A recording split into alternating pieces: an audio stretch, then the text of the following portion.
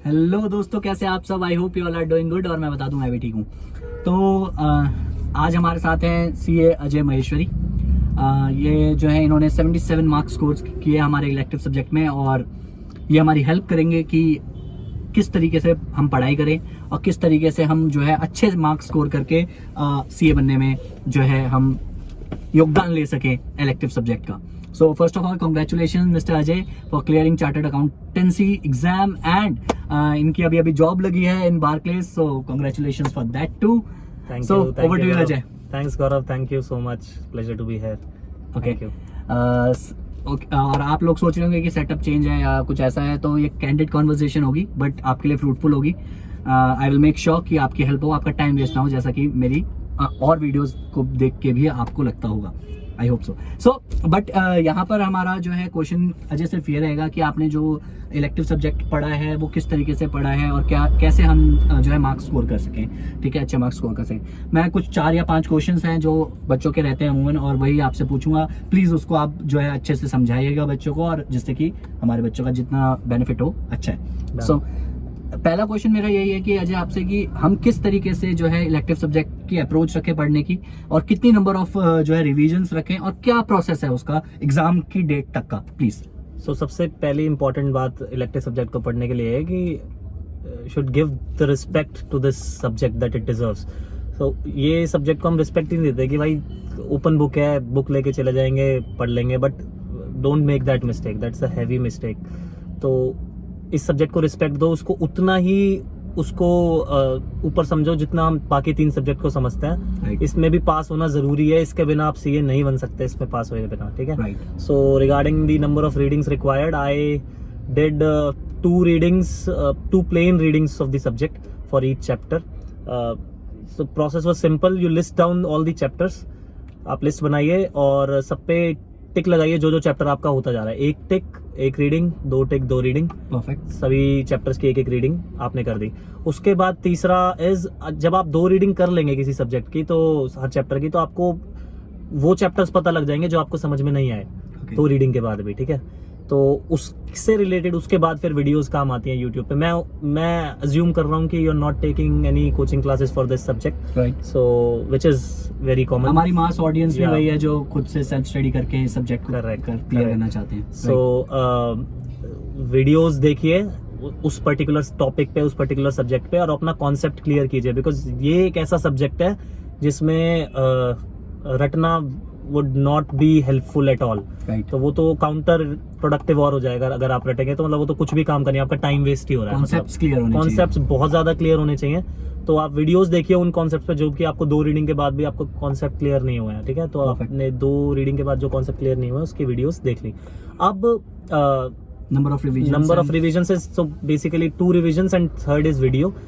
4th is you take case study digest it provided by institute on its website, and you get an overview of the whole case study digest. So उसका overview लेने के बाद आपको ये पता लग जाता है क्वेश्चंस किस तरह के आते हैं, क्या आप एक्सपेक्ट कर सकते हैं। Right. Then the last thing is you take last 4 attempts question paper at least, and you go through all these papers and try to solve the questions yourself with the help of index or whatever the material that you have. उस material से आप help लीजिए और उसको खुद question solve करने की कोशिश कीजिए, एंड देन आंसर्स देखिए, सजेस्टेड आंसर। उससे आपको आइडिया लगेगा कि भाई क्या एक्सपेक्ट कर रहा है इंस्टीट्यूट, एंड मेरी तैयारी कहाँ तक की है। और ये सब आपकी चीजें ना एटलीस्ट 15 डेज पहले ये करें। अगर आप 2 दिन पहले, 5 दिन पहले ये कर रहे हैं ना, तो उसका कोई फायदा नहीं है, बिकॉज आप उस पर एक्शन नहीं ले सकते। अगर आप एटलीस्ट 10 डेज पहले ये कर चुके हैं, तो आपको पता है कि हाँ मेरे को अब एक्शन कहाँ पे लेना है, तो एक्शनेबल भी होना चाहिए वो एनालिसिस। परफेक्ट। ऐसा ना हो कि लास्ट पॉइंट ऑफ टाइम में आप ये फिर वो डिमोटिवेट ही करेगा। परफेक्ट। सो थैंक यू, बहुत ही अच्छा था। इसमें बस मैं यही कहना चाहूंगा कि सीरियसनेस इस सब्जेक्ट को लेकर होनी चाहिए। मतलब आप you can't take it for granted कि ओपन बुक है। So this is one of the major points. मैंने आप देखा कि आपने सीरियसली सब्जेक्ट को भी उसी तरीके से पढ़ा जैसे आपने बाकी के सब्जेक्ट्स को पढ़ा है। करेक्ट। सो सेकंड क्वेश्चन मेरा ये रहेगा कि एक बहुत ही मेजर क्वेश्चन है ये, जो आपको भी कंसर्न होगा कि मटेरियल क्या क्या लेके जाएं। सब कुछ लेके थोड़ी जाएंगे वहां पर। करेक्ट। एग्जाम सेंटर पे हम क्या मटेरियल लेके जा सकते हैं? सो सब कुछ लेके नहीं जा सकते, बिल्कुल सही है। सो ICAI का स्टडी मैट पहला जरूर ले जाना ही ले जाना है। ठीक है, देन इज इंडेक्स मैं पहले सोचता था कि यार इंडेक्स से ज़्यादा हेल्प नहीं होती, बट इट डज हेल्प। आपको कुछ कीवर्ड्स इंडेक्स में देखते ही पता लग जाता है जो कि आपको वैसे पता नहीं लगते हैं, मतलब वैसे आप ढूंढने में टाइम, वहाँ पे एक मिनट कीमती है। अगर आपके इंडेक्स से हेल्प हो रही है आप ले जाइए। कितना पेजेस का होता है, 2 पेजेस का होता है, 3, मतलब छोटा सा एक हैंडबुक होती है, वो आप ले जाइए, ठीक है। मत रिस्क मत लीजिए उसमें, ठीक है। देन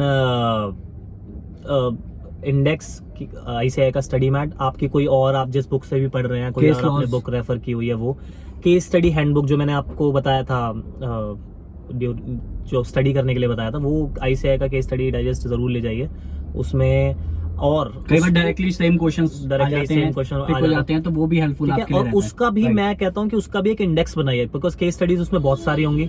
मान लीजिए 25 से 30 केस स्टडीज हैं, अगर उसमें ज्यादा ही होंगी तो उसमें इंडेक्स बनाइए और ये लिखिए कि इस मतलब अगर मुझे इस लॉ का क्वेश्चन आया, इस इंडस्ट्री का क्वेश्चन आया, तो ये किस केस स्टडी में था, ठीक है। ये अपना एक इंडेक्स बनाइए, परफेक्ट। Case study. हम ऐसा केस लॉस के लिए भी कर सकते हैं, जो हमारे पास आती है कि ये किस पर्टिकुलर इशू से रिलेट करता है, उसकी एक पर्टिकुलर हम वन लाइनर बना के लेके जा सकते हैं केस लॉस। बिल्कुल। ओके, सो वो जरूर ले जाइए। टू बी वेरी कंसाइज अगर समराइज करें हम इस चीज को, तो एक तो आप अपनी मेन बुक तो है ही हमारे पास, नंबर 2 हम जो भी हमारी केस स्टडीज हैं वो लेके जाएं, अगर और उसकी अगर हमने इंडेक्स वो बना लिया है कि वन लाइनर, तो वो भी ले जाएं case laws and case studies का। उसके साथ साथ इंडेक्स, अपना मेन इंडेक्स तो ले जाएं, और इंडेक्स को पहले गो थ्रू जरूर कर लें, बिल्कुल, before going to the examination hall, ठीक है जी। उसके अलावा अगर मैं आपसे थर्ड क्वेश्चन ये पूछना चाहता हूँ कि 1.5 डेज जो होते हैं वो बहुत इंपॉर्टेंट होते हैं। उसमें दिमाग में बच्चों के ये भी चलता है कि हम DT भी पढ़ लें, बिकॉज हमारा ओपन बुक है। तो किस तरीके से हम 1.5 डेज की अप्रोच रखें?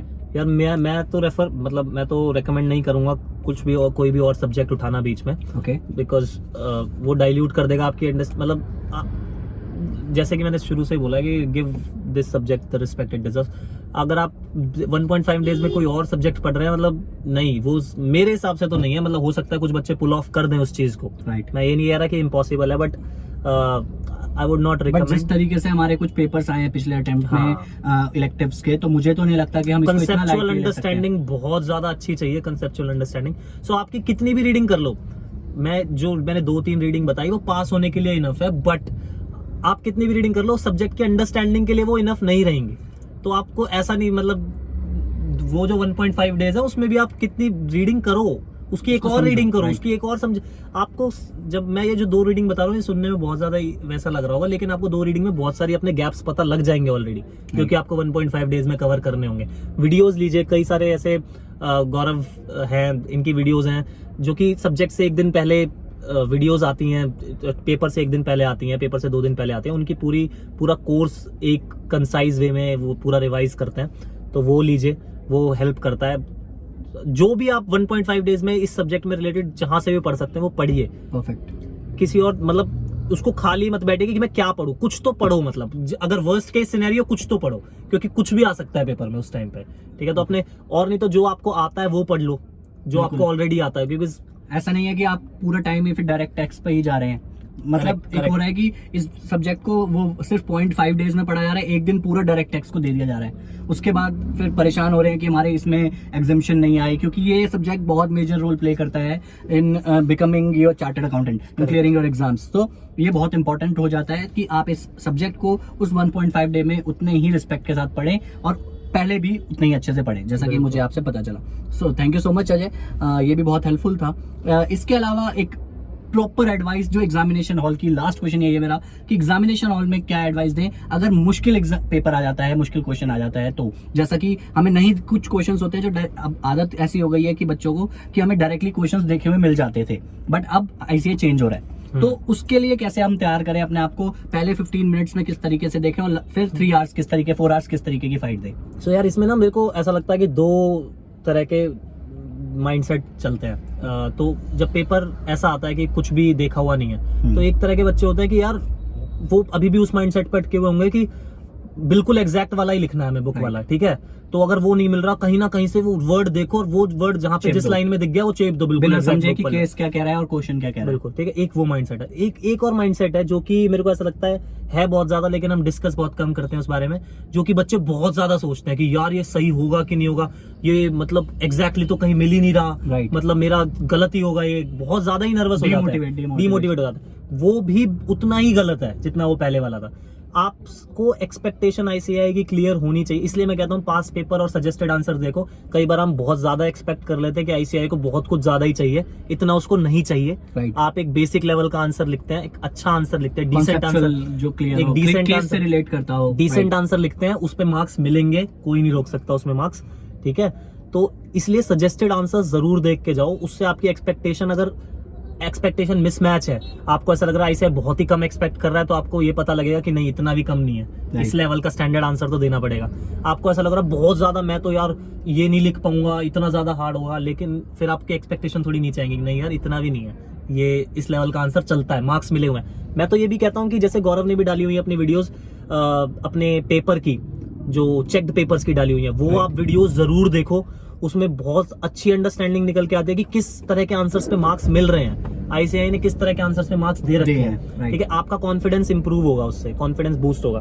तो वो वीडियोस देखिए। एग्जाम टाइम में मेरा सजेशन ये है कि वर्स्ट केस सिनेरियो इज कि आप फ्रीज हो जाएं और घबरा जाएं, वो तो बिल्कुल भी नहीं होना चाहिए, और उसको अवॉइड करने के लिए आपके पास फाइट करने के अलावा और कोई ऑप्शन है भी नहीं, ठीक है। तो उसको अवॉइड करने के लिए द बेस्ट स्ट्रेटेजी इज, आप अगर कर सकते हैं तो 2 पेपर एटलीस्ट घर पे दें, उससे पहले एग्जाम से पहले घर पे दे दें, आइडिया लग जाएगा। वो आपको जो प्रेशर का आइडिया होगा वो लग जाएगा। और वो क्वेश्चन पेपर वो होने चाहिए जो कभी आपने देखे ना हो, आपके लिए नए हो, तो घर पे भी आपको ऐसा लगे कि आप एग्जामिनेशन में ही बैठे हैं। बिल्कुल बिल्कुल। तो वो आपका जो फियर है, जो फ्रीज होने का एक वर्स्ट केस सिनेरियो, वो आपका बिल्कुल हट जाएगा कि नहीं आप फ्रीज तो नहीं होगे, आप वहां पे भी दिमाग चला सकते हो सकता है आपको कुछ भी ना आ रहा हो क्वेश्चन पेपर में, तो आप बिल्कुल स्टार्ट क्लीन स्लेट से, आप फिर से देख के उस क्वेश्चन को, उसी टाइम पे आप फाइट करके आप उस क्वेश्चन को कुछ ना कुछ आंसर जरूर लिख के आए, instead of the worst case scenario आप फ्रीज हो जाए और बोल दे कि यार मेरे से तो कुछ नहीं आ रहा, गिव अप कर दे, वो तो वर्स्ट केस सिनेरियो। बिल्कुल। अब सिर्फ एक लास्ट क्वेश्चन मेरा रहेगा ये,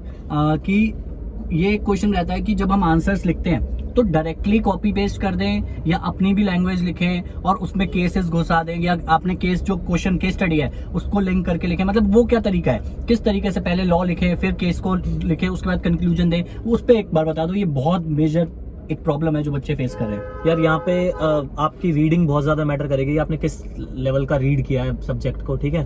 तो आप उससे ये पता लगा पाएंगे कि जो क्वेश्चन आया है वो कितना डायरेक्ट है, क्योंकि ये मैं बता रहा हूँ ये बहुत ज्यादा मिस्टेक होती है, हमें क्वेश्चन नहीं समझ में आ रहा होता, हम क्वेश्चन कुछ पूछा होता है और हम आंसर में कौन सा पेज पेल के आ जाते हैं, उसमें कुछ भी अपने को बहुत ज्यादा मिस्टेक होती है। जब आप क्वेश्चंस ट्राई करेंगे तो आपको पता लगेगा। बिल्कुल। तो पहला इस रीडिंग बहुत प्रॉपर होनी चाहिए, और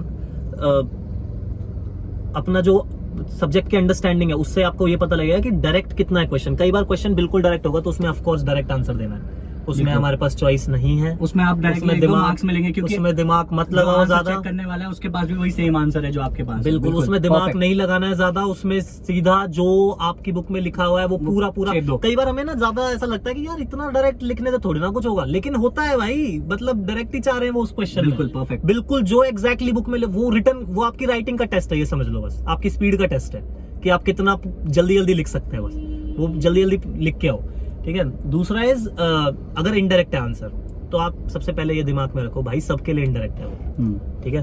कोई भी उस क्वेश्चन का आंसर अच्छे से लिख सकते हैं, उसको आप अपना बेस्ट दो बस, बिना टेंशन के। लॉ मतलब अगर मैं देखता हूँ तो ज्यादातर मैंने कॉपीज जो चेक करी हैं या आपकी भी मैंने जो कॉपीज कंक्लूजन आंसर का जो स्ट्रक्चर होता है वो मैटर करता है। आंसर को एक स्ट्रक्चर्ड वे में लिखो, कोई भी केस स्टडी है तो लॉ लिखो, उसके बारे में सेक्शंस को कोट कर दो, क्योंकि ओपन बुक है तो सेक्शन गलत होने के भी चांसेस नहीं है। जो आपको समझ आता है कि इस सेक्शन से रिलेट करता है ये पर्टिकुलर क्वेश्चन, तो उसको लिखो। फिर उसको जो केस स्टडी आईसीएआई ने पूछी है उसको लिंक करो, मतलब जो भी राम मोहन सोहन नाम यूज है उसको आंसर्स में यूज करो, जिससे उन्हें लगे कि यस आप कॉन्सेप्ट को क्लियर करके उस केस स्टडी से मैच कर पा रहे हो। एक दो केस लॉज अगर आप उससे रिलेटेड जज कर पा रहे हो, अंडरलाइन करो, आप जो भी इंपॉर्टेंट लाइन लिख रहे हैं, जो आपने अपनी तरफ से लिखी है, जो आपको लग रहा है बिल्कुल सही है, इंपॉर्टेंट इंपॉर्टेंट है उसको अंडरलाइन करो, बिकॉज बिल्कुल। वही आपका मेन पॉइंट है, यूएसपी आपका वही इतना बड़ा आंसर, पढ़ने का टाइम किसी के पास टाइम भी किसी नहीं के है। पास नहीं है। उसके बाद अपना कंक्लूजन बहुत इंपॉर्टेंट है, जो भी कंक्लूड करे उसको अंडरलाइन जरूर करना, मैं तो यही कहूंगा, क्योंकि डायरेक्टली कंक्लूजन पढ़ के भी मार्क्स मिलते हैं और ये आपको पता चल चुका होगा अब Correct है, तक। correct है। तो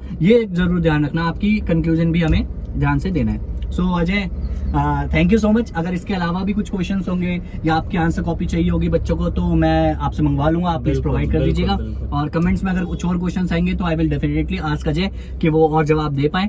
आई hope you all like this video. Thank you so much for coming and thank you पहली बार बुलाया और आ गए, और thank you for inviting me Gaurav, thank you so much, thank you so much. I hope this video and you are doing a good job. I must say thank you, because मैंने भी आपकी वीडियोस देखी थी उस जब मैं तैयारी कर रहा था, तो Thanks a lot, really means a lot. Helpful, they were Yeah. Really helpful. Thank you so much and bye, Shaba Khair, all the best, take care of yourself and your family. Bye.